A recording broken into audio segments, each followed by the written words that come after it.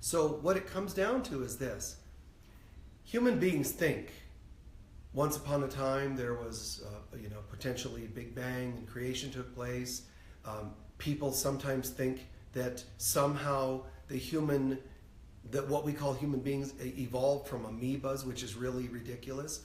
But that's what some people think. Or they think that the amoebas evolved into anthropoids, and then, at some point apes become man, and here we are. No.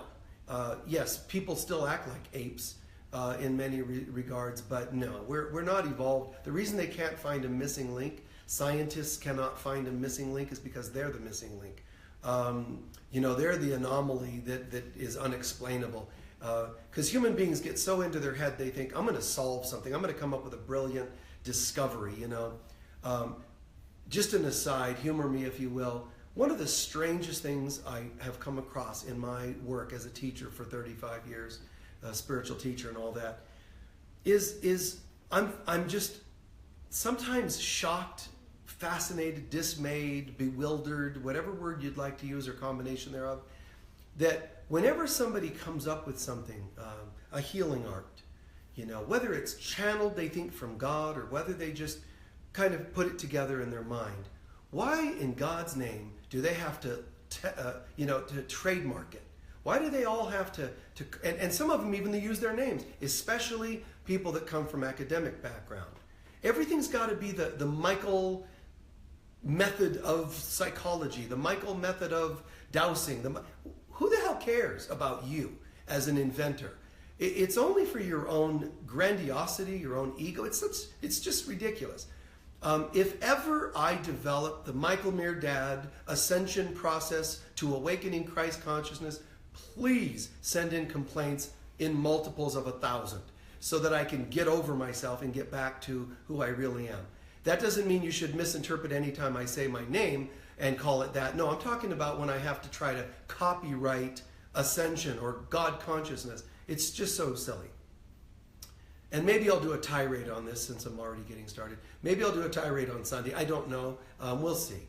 But it's our place, our position on earth is to learn to forgive the world, to forgive the universe.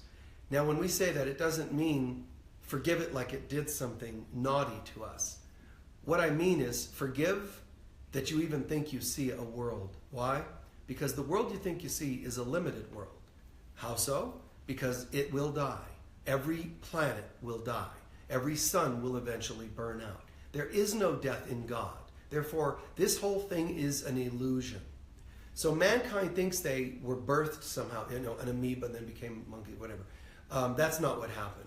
There was an evolutionary process, and the reason there's a missing link is because there is a missing space there. There's a convergence that you cannot put together based on man's intellect. There's a gap there because where nature was seemingly evolving in some form of species, plural, there's a gap wherein after a gap happened, mankind came into the picture and used forms that were here and or manifested new forms and took off from there. So they didn't evolve. We didn't go from being God into amoebas. I mean, that would be a bit of a decline, don't you think? That would be a digression of just a little. We are one with all that is. Amoeba. I mean, wouldn't that be kind of like, knocking ourselves down just a little on the evolutionary scale? It's weird enough that we just became limited human beings, but we didn't go so far as to become little amoebas. On that note, we did eventually land here and grow. But whenever this happened, however, whatever you believe happened, in the beginning, everything is marked by time. Jesus describes this actually just beautifully, but multidimensionally, by saying something simple along these lines. That when everything began, time began, he says, at a point so far back, it's beyond human comprehension to recall it. And that's true. The human mind, the way we think today, meaning our brain capacity. See, our mind is not our brain and our brain is not our mind. However, our brain is in our mind. Our mind is not captured and limited to gray matter, a brain. But that brain is one reflection or tool, let's call it, of our mind. So we have a mind, it's a consciousness, let's call it. There's the ultimate divine consciousness. And then, of course, in Miracles tells us what we did was we went from being the all consciousness to individuating. Wow, look at me. Oh, here I am, I, me. But it's actually a little I, the little letter I, the little I. It's not the capital I, it's not the real I am, it's the I am not me. It's the that which I am not. So once upon a time we went and individuated. But that's not God. God is one, not individuated. When we split off, we said, wow, look at me. I seemingly exist separate. As soon as we said, what's life like to be separate from God, we individuated and went, wow, look at this. I'm something cool. Look at this. We could have healed the separation right then, but imagine God's voice said to its children, children, what are you doing? Come home and you could be one. Again, live bliss. And we went, okay, Father, okay. As long as you will honor the new us, the little I am not. Try to understand this. We're claiming we're a new self, individuated. And so A Course in Miracles says, the first thing that happened after we split from God, seemingly, is that we all of a sudden had consciousness. Now, we all go on in the New Age movement, oh, it's all about consciousness, and I have great consciousness, and I'm developing my consciousness. And the Course is telling you, consciousness is when you screwed up. Because consciousness means my little individual consciousness that seems to have fallen, seems to be growing with every book, and every seminar, and every meditation, and every walk in the park, and so on. But we're actually way beyond that. So we're this ultimate divine consciousness that's splintered off into an individual consciousness, which isn't really conscious at all. It's a sleeping self, but that's another story. So it's a little self, and the little self now is seemingly this individual mind. But even that is much greater than the thing I call my brain. My mind uses my brain as one instrument. It also uses all of my senses as other instruments, because the brain seems to use the senses and the mind uses the brain as a tool. So the mind is kind of like the emperor, the soul, and the brain is kind of like its general, simply following orders of the emperor, the ruler. So, but the ruler is actually the tyrant of the ego self. So we look like the more I can develop mastery of my senses, the more I can become, a yogi who can control my heart rate and control my senses and so on, and my thought processes. The more I do this, the more I'm growing, which is sort of true, sort of not. But I'm going to go ahead and master all these things. And yet, all I'm doing is becoming still to some degree more identified with my little self. I'm looking like an improved self. But I'm still only improving my ego self to some degree, which is not my real self, which means I'm still dabbling with illusion. Because I now know more. I've gotten more degrees. I've now done more meditations. I now know pranayama breathing, alternate breathing. And all these things are fine to do. Yoga and fitness and all these things are great. But we can do it with one of two reasons, intentions. One, I am going to be my individual self and improve myself, or I surrender to God and let God, through me, guide me into what I might need to create a better life for today. I don't get caught up on it. I don't label myself as it. Look at me. Aren't I wonderful? Instead, what I do is I actually don't become greater of the little self through doing these human things. Instead, I set aside the ego self and let guidance come to me. And all of a sudden, it is not me. Jesus said, it is not me, but the Father through me. So all of a sudden, it's not me that does the yoga. It's God through me. It's not me that does the fitness. It's God through me. It's not me that does the diet. It's God through me. Or whatever I do. It's not me that makes love. God through me. It's not me that parents. It's God through me. So we learn to say, I of myself am nothing. And if we don't get that, and we're those people that even in the spiritual movement keep trademarking everything and trying to become more grandiose, we're actually doing the opposite. We're becoming more and more identified with the little ego self. I've been saying this for many years about don't identify with your race, your culture, your genetics, your color. Don't identify with your gender. Don't identify with your past. Don't identify with any of it. And it's wonderful. I just came across in a weird random form a quote from Buddha that said the same thing. And I actually don't read all these things you hear me talking about. They come to me and then usually get validated later. So all of a sudden it was great to see a validation that Buddha literally said the same thing. Don't identify with these things because those are your temporal, limited human, which you could call ego self. So we get out of that and we learn to say, as soon as I say I am and then fill in the blank, if at all your statement means I, then you're already in your limited ego statement or self. When we learn to say I and our intention and our consciousness is focused on, sort of like saying, I don't know, but God through me. So I'm an artist. I've taken lessons. Look at me. I'm wonderful. And everybody loves my art. See, that's the ego self. Not just because you're good, but because of the attitude behind it. Where did it come from? I studied. I'm a natural. But even if I'm a natural, I am a natural. So I'm still talking about me. What's amazing is when the artist goes, I don't know. It just kind of happens. Just like when I do talks, it just kind of happens, and I love that. When I was younger, I sort of made the mistake to a degree. It was a mistake to a degree. It was just whatever. But I sort of made the mistake of trying to explain how I knew things. And I would, answer people because I thought I needed to. They would say, how do you know these things? Or, you can't possibly know this. And I would go, I read a lot of books. Oh, okay. And then it was acceptable to them. And eventually I thought I should just have a bonfire of any books that I do have so that these people can get over their need to pin something on me to make me acceptable to them. Or people that said, you must have studied. Yeah, I did. I studied. And I would answer, because it's true, I didn't lie.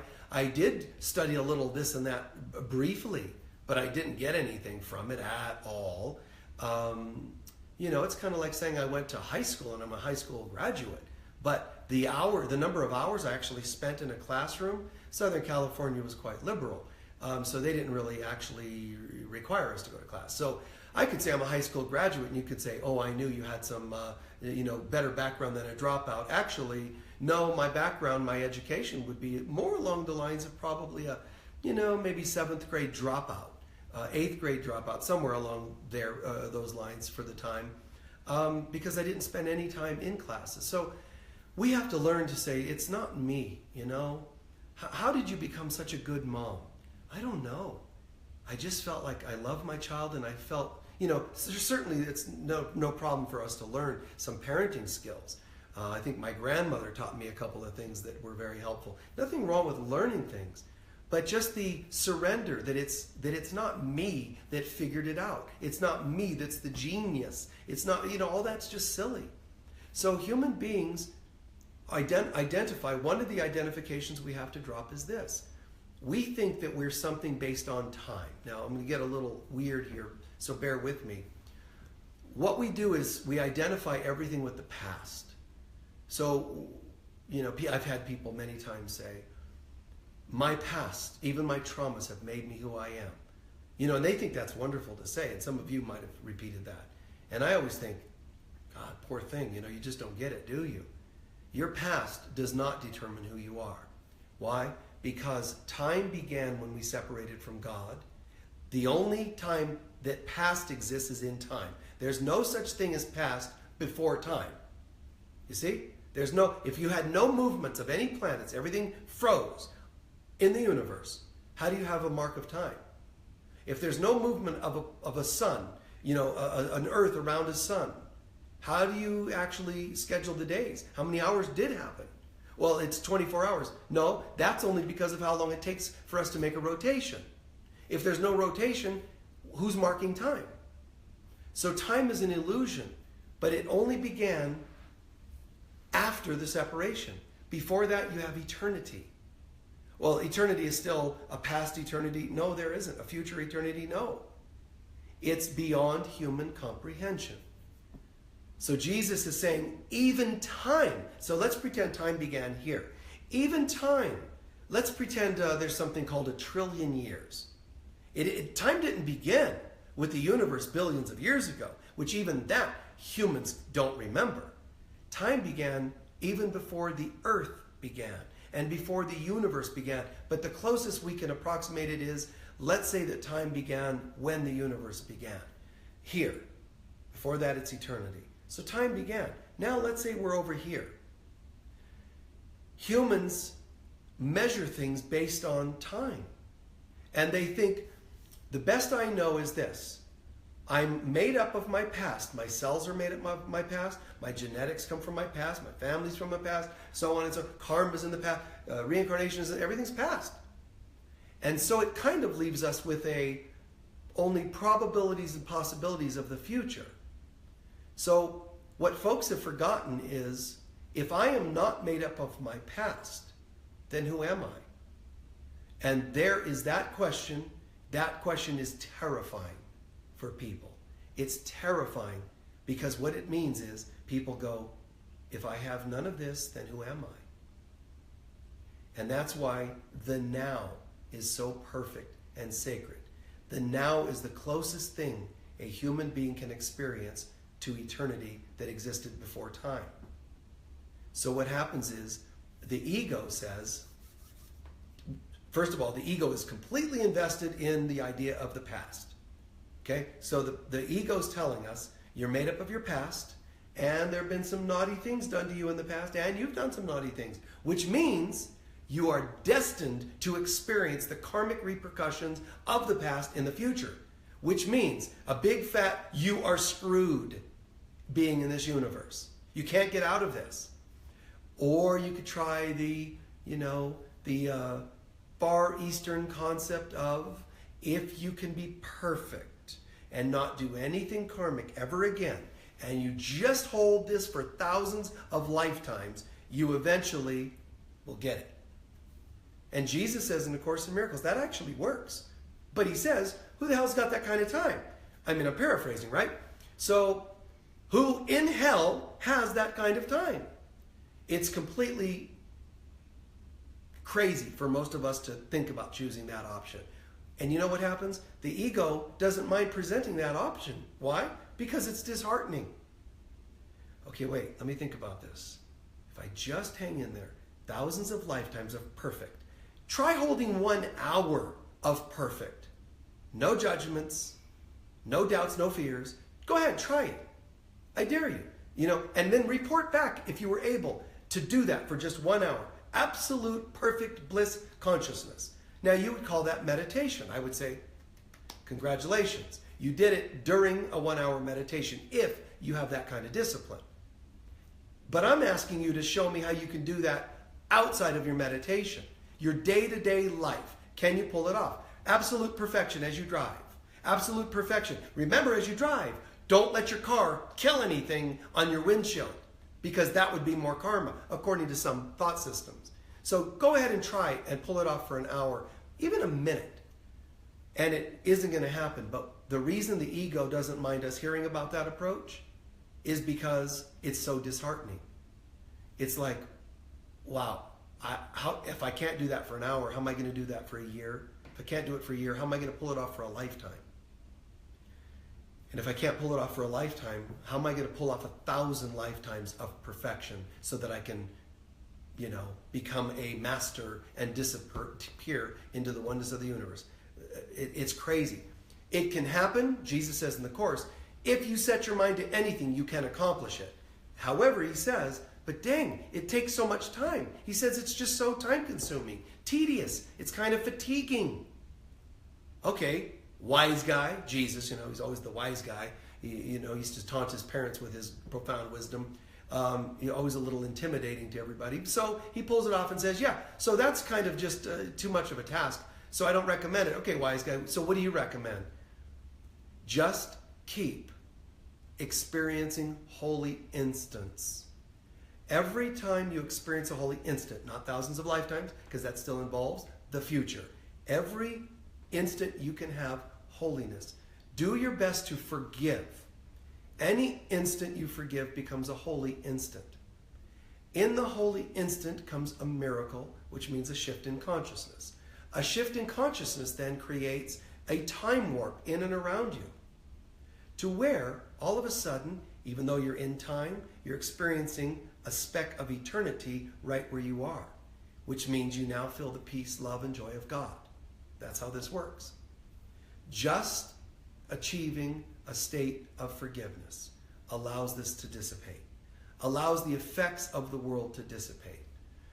I've described this now and again in talks, and maybe on these live things, I don't remember, but life in a sense is kind of like a spiral. So imagine a spiral like so. But what happens is people are thinking they've got so much work to do. You're trying to evolve, but really you're spiraling. So, gradually we're moving up the ladder to God consciousness. However, if you think about it, that spiral, that spring, if you turn it facing you, remember, it's actually looking like this. You don't see the spirals. So what happens is we're actually just going around and around. And Jesus talks about that in the Course and says, you folks seem quite content with just going over the same crap over and over, as though you're evolving. But you are evolving to some degree because you're spiraling up if you're making healthy choices. But you're still going over the same stuff around and around based on what the ego tells you you are. You still have to go back over father and mother issues. And that's very popular in psychology, obviously. But you still go over mother and father issues. Why? Oh, because your unhealed wounds with them manifest in your current partners. Well, okay, that makes sense. In time, that makes sense. But then, where did they come from? Oh, gosh, mom and dad. Dad was the head gladiator in my previous lifetime in Rome. Mom was the previous this and that when I was in ancient Babylon, and so on. And that's why I don't like my mother, because she babbles on, and so on and so on. So we seem to have issues with mom and dad that go to past lives. But wait, which past life is the one that it all started? It all started when we thought we separated from God, and immediately we started assigning the responsibility to other people. It's an ancient mom and ancient dad that become, or the archetypes of mom and dad in this life. Then mom and dad in this life become my husband, wife, partner in this lifetime. Then it's already doomed for the future because we didn't get it all perfected. So I've got to come back and do it again and again. Now, there's that spring. Now picture this. There's that spring. Turn it this way, and all of a sudden you realize it's just a cycle, and you go around and around. Turn it the other way, and you realize you're not going just around and around wasting time. You're spiraling upwards. That's the good news. But you're still having to go back over old issues again and again. Turning it this way, you see that, right? So turn it this way, and you realize the good news is I'm not just wasting my time. I'm actually getting somewhere. Up, higher, good for you. But you're still going around and around, over old things to take you up higher. You have to go through life's tests to get you higher. But there's still something missing to that idea. Imagine instead, somewhere on the spring, you connect all the coils. You make a vertical line that connects them all. Now, when you turn it this way, you don't just have a spiral you go through in life. There's a point on it where you decided to wake up. And that point penetrates through all the springs going, this direction. And if you turn it this way, it might be this bar, this point or bar is running up through the springs here. My point is this: you go vertical. You get out of the horizontal ups and downs or flatlining or down spiraling, and instead you just go, forget it. Back to God. Go vertical. Forgiveness, graceful mind, is what mainly gets us to that level of thinking. Learning to say, and if I were summarizing the forgiveness idea and ideal, forgiveness becomes something of a, it's a bit of a broad topic for a lot of people, but please just take at least this much. Just get used to thinking in terms of everything that I think I need to forgive. I can labor through the forgiveness process, which you should. Cry through it, scream through it, talk through it, journal through it. All of these things are helpful in one way or another, so do it. But also try to include this. Everything those people that I need to forgive, everything they have done, were actually my own thoughts about myself being mirrored through those other people. In other words, and this is a hard one for people to take, but it's the one that's the fast track vertical to God.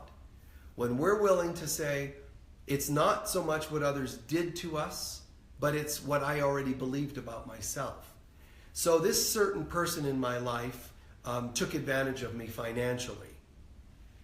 That's sad. You could get lots of people to side with you and say that was naughty, it was bad, it was immoral, it was illegal, and so on.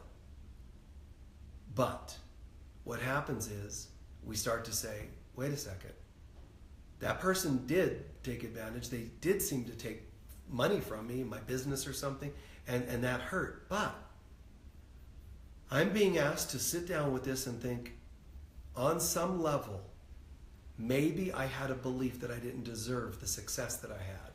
And that's why someone manifested and took it. I'm not saying their actions are good. They have their own lessons and issues, don't they? But I have to consider sitting down saying, what if it was me? Now, you don't have to do that.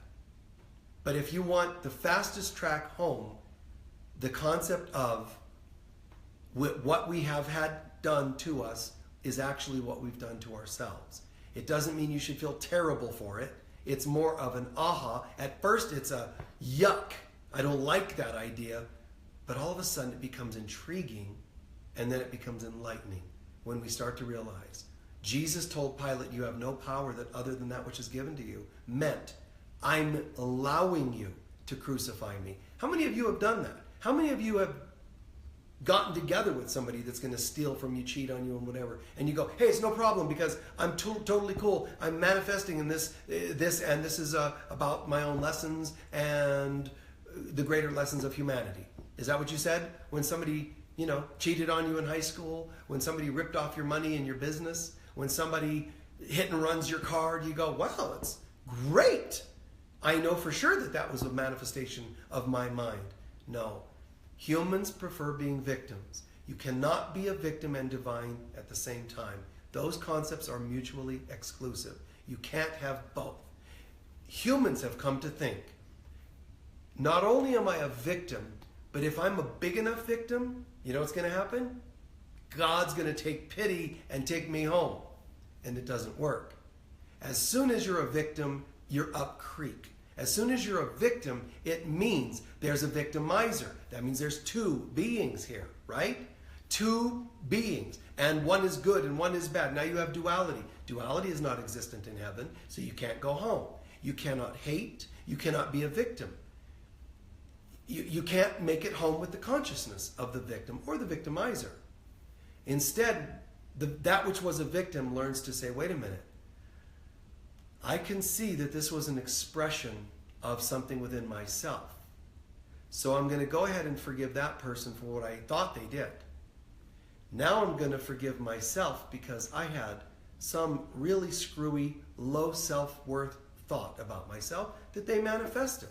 I mean, technically, the people we most dislike or, seem mostly to have done the harshest things are the people who best suited the role that we hired them for. I mean, think about this. There are people that have played in horror movies. I know people personally who have said, I hate that actor. I go, like, really? Why? Oh, because they played this murderer in this movie. I'm like, wait, that was a movie and it was a role. See, but they played the role so well that people think the actor's creepy or they don't like him for what they did to those people in that movie. But that didn't really happen. Exactly, that's life on earth. These things didn't actually happen, but we don't like what it brings up in us.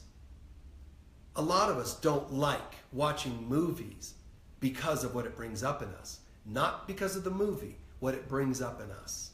We don't like the gruesomeness. We don't like that sort of thing, you know? Just like that they call it a shadow part of mankind that wants to avoid these things but is intrigued by it. The intrigue is not just a dark part of us. It's a part of us that knows damn well that there's a connection between that yucky thing and us. It's a strange world that we have created. But the good news is it's not real. Time is an illusion because it wasn't created until after we thought we separated from God. And since we cannot separate from God, there was no separation. Therefore, there was no effective separation called time. Make sense? It's really logical. It's really rational. It doesn't exist. Time doesn't exist. And if time doesn't exist, I have no past. So why don't I start acting like it and stop identifying with my past? Stop talking about everything that's gone wrong. I'm not saying avoid talking about it. There's a difference. One of them is, if you need to talk about it, go ahead. Start talking now, and when you get tired of it, then stop bringing it up. If that's what you need to do. Cry it out, scream it out, puke it out, do what you need to do so that you don't have to talk about it anymore. It's different from avoidance. It's coming to the understanding, that's not me. If I say I've done gruesome things and I've been imprisoned and so on, but I become born again, that's not me. It's not just that's not me like in my head. I'm saying it, pretending, hoping, wishing it weren't me. I really get it. This is not me. How beautiful. If you have slept with yucky people, you become a born-again virgin, as some people have called it. It's in consciousness. The next time I make love, I want to make love to somebody I care about. And I don't have to be in love with them. I don't have to marry them forever. But I want the experience to be something with love and respect. That is how it should have been the first time in all of our lives. And if it wasn't, good. Let it go. Never choose it again. That means you've learned from it. And that when you say you've gotten something from it, because even though there is no past, while we're here, we're supposed to seemingly learn from it. I know that sounds contradictory, but it isn't. It's while in the illusion, learn what you can so you can continue moving forward. Then what happens is eventually you learn so much, you become so responsible that the illusion has no power, no hold on you, and all of a sudden you're living eternity even right here and now. And that's living Eden. That's the Garden of Eden on earth. That's heaven on earth. So think about that. Think about it, you know, if you've heard what I've been talking about in different levels here today, a good deal of it has been about saying goodbye to the past. Don't identify with it anymore. I think that a woman who is divorced from a man should stop identifying with being his ex. Chances are he doesn't have pictures of you on his refrigerator, so I don't think you should keep carrying his name. No offense, you know. I don't think he has pictures of you on his nightstand next to, you know, the bed that he's bringing other people to. I don't think so. I mean, maybe I'm wrong, but I doubt it.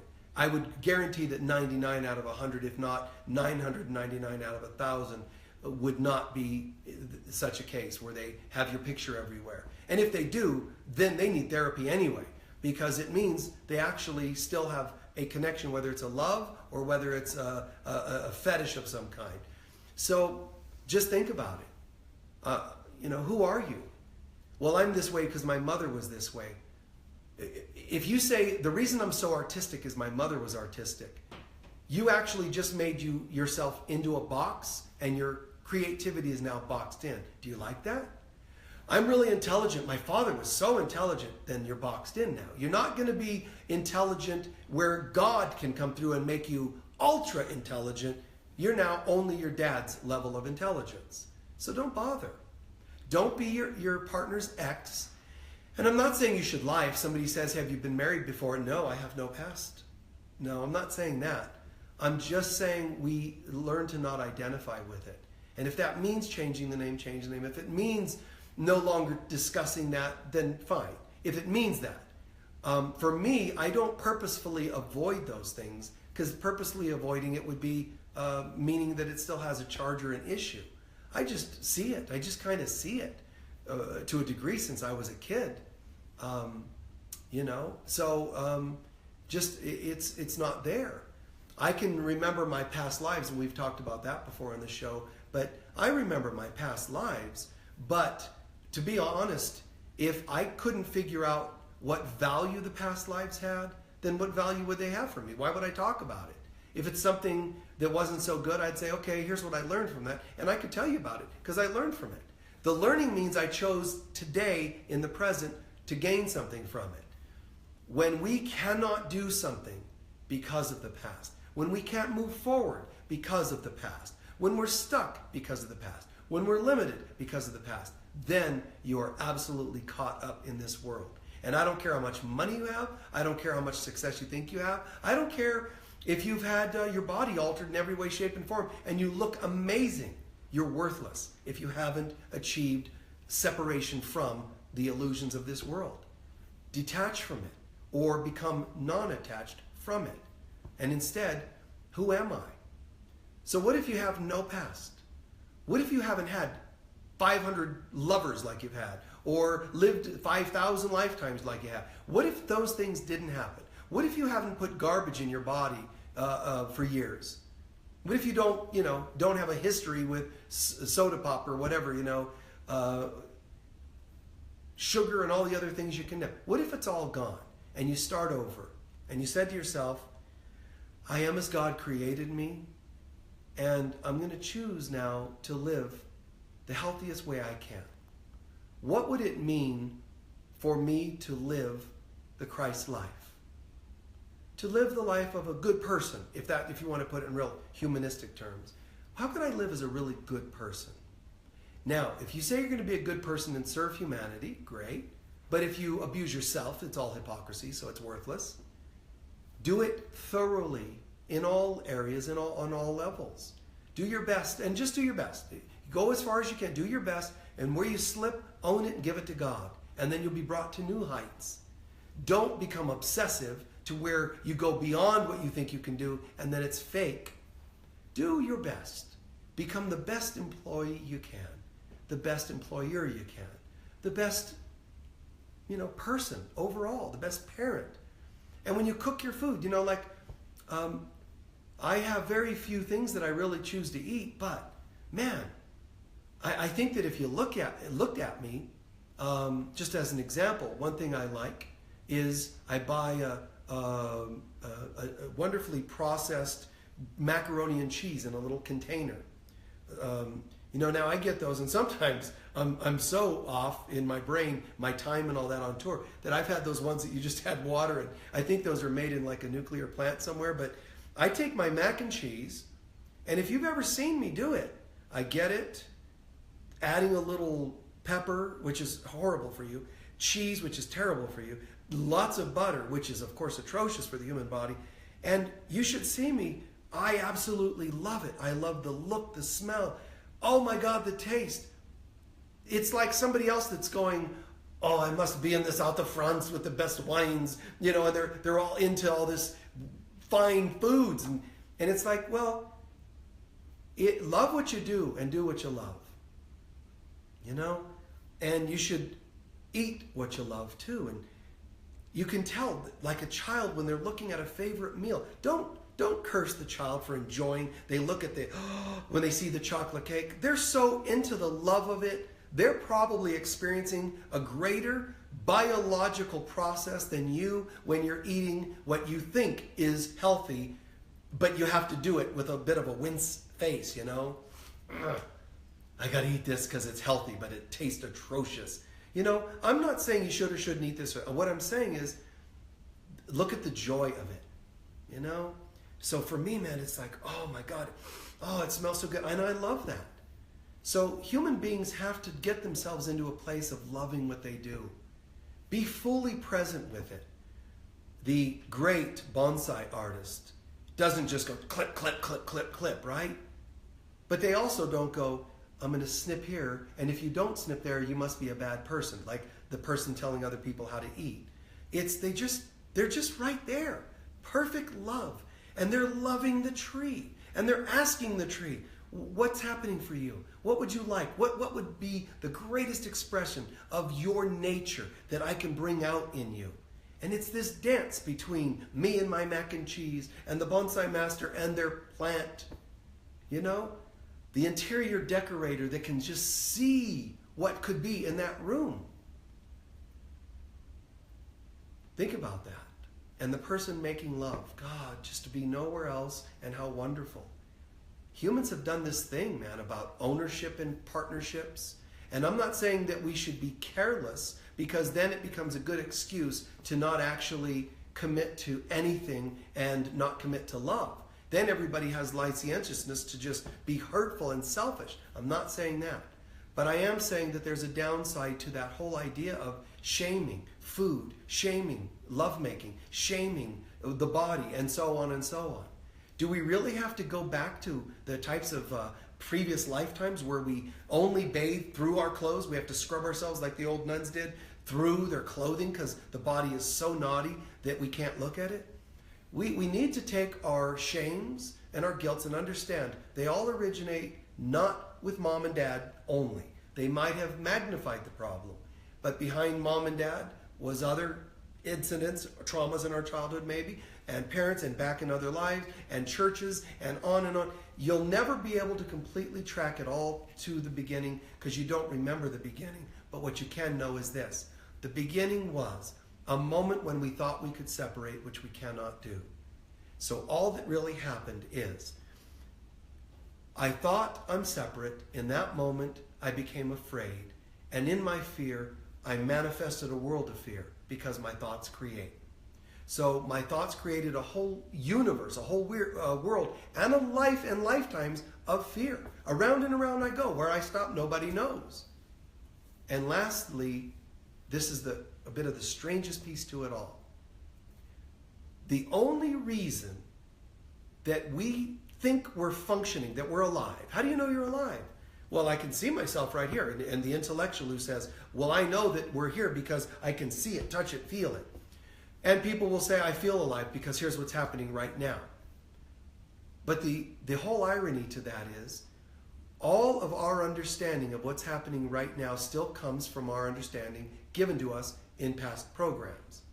If you eliminated all your past programs, you as yourself right here would actually disappear. And that's a terrifying thought, which is why our ego convinces us to bring our luggage along with us, including genetic luggage and so on, so that we show up and go, well, one thing I'm sure of is that even if my life sucks, I can at least count on it being here. I would rather have that than oblivion. And we're all going to learn one day to say, I'm choosing again. Instead of door number 1, I'm going to take door number 2 where oblivion takes place. Because I know that on the other side of the fake oblivion is the oneness with God. The ego never wants us. You know that old story where they say, this is the thing government doesn't want you to know? Well, there's something the ego doesn't want you to know. And it is that there is no ego. There is no world. There is no trauma and drama of life. However, while we're here, our job is to make the best of it, but not in the usual sense. It means to start practicing creating a better life. A life of forgiveness, and so on. My upcoming online course, Understanding the Purpose to Life's Test. The ultimate purpose is there are no tests. None of this happened. But do you remember that? No. So since we're here, what is the purpose to life's test? Growth in consciousness. Evolution upwards and upwards, which generally looks like this. I go from living a life of limitation to living a life that looks like heaven on earth, then finally back to heaven completely. That's what it looks like. From heaven to heaven on earth we went, to hell on earth. And you could say, well, hell's a pretty dramatic word for it. Okay, come up with a different word. It's hell on earth. Anytime you have death, it's hell. If you have limitation, it's hell. If you have lack, it's hell. You might say, oh, I don't feel that way. Well, you're not one of the people starving or dying, are you, right this second? Most of you. So the people that are suffering, that is hell. And you might not have it yet, but hell is fated for you and I, isn't it? You may not like to hear that. Meaning, A world where there's a reason to be afraid. A world where you will eventually see someone you love die or die yourself. Get sick or get sick yourself. Have lack or you will lack. That's not God's will, so therefore it's hell. Because hell just means the absence of God's presence. That's it. And if you don't experience God fully, you're experiencing that absence. And that is the definition of hell. Some people call it a place of fire and brimstone. That's just a nice, visceral description of it. The fire and brimstone is the ulcer you feel when you have anger. The fire and brimstone is the organs that stop functioning. The fire and the brimstone is, living in a place that's too hot, too cold. The fire and the brimstone is friends that betray you, and on and on. Hell is a living experience. And maybe sometime we'll talk about that at a fuller capacity so that we can understand that and transcend the idea of hell. In the meantime, mac and cheese, baby. No. Eat what you love what you eat. Do what you love what you do. Stay in alignment with joy. Stay in alignment with peace. Do your best to do that and make adjustments when it doesn't feel that way. For myself, I do my best to stay in alignment with that. But still, there's moments of struggle. There's moments of, you take a car into the shop, and thank God you have a, it could be me. I take a car into the shop. Thank God I have a warranty on something. Oh, it ran out yesterday. That's a drag. That's a moment of struggle, because now you got to come up with the money, or I have to come up with money to fix that. And those are challenging moments, and it doesn't always feel good. But I'll say this as I'm closing. Just today, an amazing thing happened, because there was a thing that happened that is three-dimensional. It's tangible, and it cannot be changed. And yet, I left the circumstance and went on to do some other things today. But I thought to myself, forgiveness offers anything you want. So I thought to myself, okay, I'm going to do a forgiveness process in my mind that's, in the course we did, but it's also in the book, my book of Love and Forgiveness. But I did a little correction forgiveness process in my mind. And within an hour or two, this three-dimensional, tangible thing somehow shifted. And it was a water issue at my house, and it's three-dimensional. It's a part that's broken. I mean, it's broken. I have to hire the guy. He's going to come out. It's going to be hundreds of bucks next, and it won't be till next week. So everything about it is screwy. The cost that's broken, and I think it's something I swear I've had to have fixed before, but they're not sure. It might have been something else. And it's just nothing but a problem, multiple level problem. Then on top of that, it won't be fixed till next week. Oh, that helps. I left the problem there, tried it many times, proving, confirming it's broke, okay, done.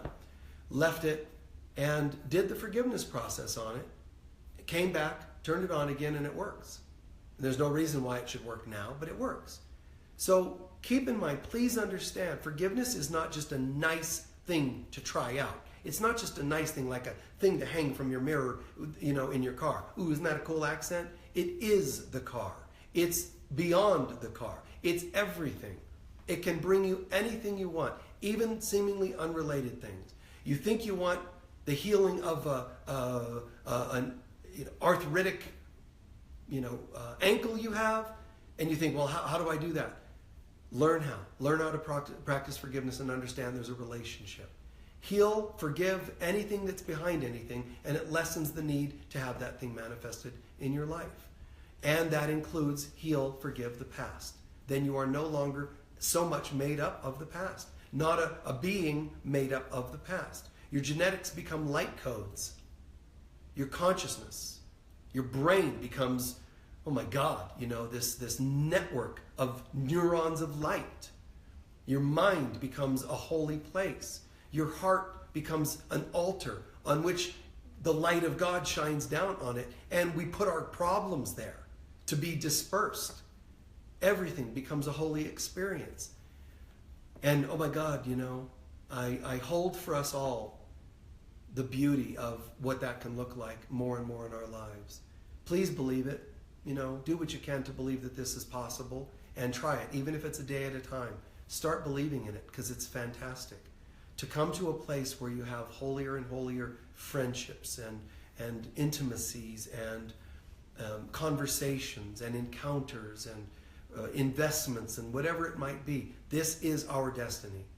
So thank you for listening. I pray this has made good sense, and hope you join us again soon. Please remember again, join us Sunday for the live presentation of the sacred services at Unity of Sedona, and I'll be talking, of course, at that service. And wonderful readings are shared there, sacred readings and meditations from other participants at Unity there. Join us for that if you can. Join us next Saturday, if possible, for the Solstice Festival.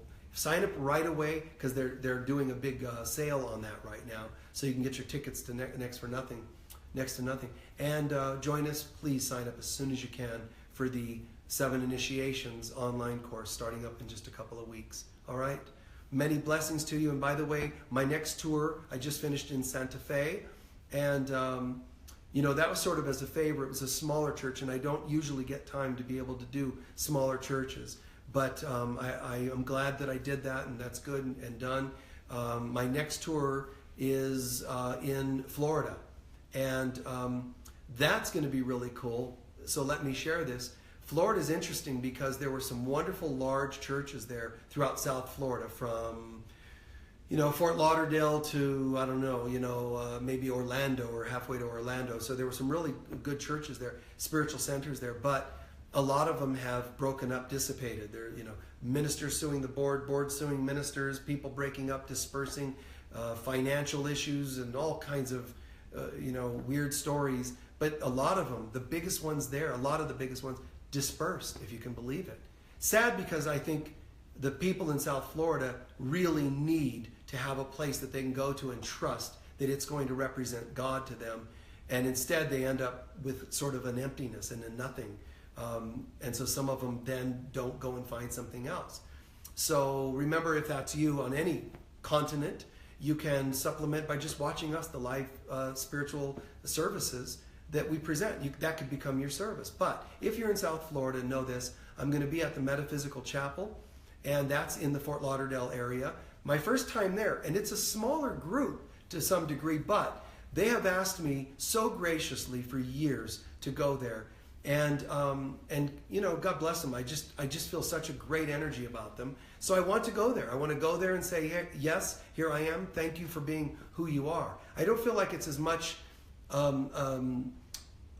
for myself, so to speak. I feel like I really want to do this because they feel like such great people. That's the case in most spiritual centers I go to. But there's just a really great feeling I get from them, and I really appreciate that they're still functioning. I know there's some other places too, here and there, but a lot of the largest ones have shut down. There was one in the Fort Lauderdale area, in fact. They didn't close down, but they shifted gears. And they sort of said, we're now going to get into making money. That's what we want to do. And they said they wanted to go from paying me 70% of the proceeds of my work there to taking 70% of the proceeds. And I said, no, that's not what we do. And my staff, told them that that's not the percentage we do. So we went back and forth a little, and I said, you know what, instead of being firm on that, let's split it. Let's just do 50-50, which we've never done. Let's do 50-50 as a favor. They said, no, we want 70% or nothing. And I said, nothing. Bye to them, done. So I will not enable greed or hurt if I can avoid it. And so that place is off the charts for me, off of the schedule for me. If you live in that area and you know the area, just know that you're not the only one if you struggle with those centers. Florida's got a lot of struggling, and I'm looking forward to getting there and bringing some light, because the people that are there are light workers. The few that are the minority or that are doing the work, I want to be part of that. I want to be there and say, yes, we're here doing light work, and fan that flame into a brighter light. And those who went off into other trips and money, forget them. Let them fizzle away in the materialism that they want, and let them spiritually be dead. That's fine. Let's keep moving into the life and the light of God together. So I hope that made sense. But if you live in that area, try to get there and participate. Whether you once saw me in Orlando or Miami or anywhere in Florida, try to get there and show support of this, because I probably can only get to Florida once a year now, where it used to be 3 times a year. So blessings to you all, and thank you and bless you for all the support you've given to me today and over the years. I'm glad that we're finding new means of communicating and sharing. I'll still probably, continue writing books as best I can and often as I can. But I love this. In the meantime, it feels like we're still able to connect because I love people and I love connecting with folks. Even though this is through technology, I still feel like I'm able to connect. And those of you who take the time to respond by putting in posts on the Facebook page, it's a great way for me to know that we're connecting and communicating. So send in your feedback. And it could be one word like great, thanks, or whatever. But I really love when you guys share comments, especially to each other. Help each other. And hey, I really loved this. And then say, well, me too. I gained this from that. And think about it. Like, work it through a little bit more instead of just, I don't need the praises. I don't need just great, Michael, you're wonderful, or whatever you type. Thank you for that. But put something a little meatier, put something a little like what you gained from it. And then comment to each other and support each other. I love that, man, because we're all in this together. So I love seeing that camaraderie and spiritual family development. All right? Hope that made sense. Peace be with all of you, and we'll see you again soon. Bye-bye.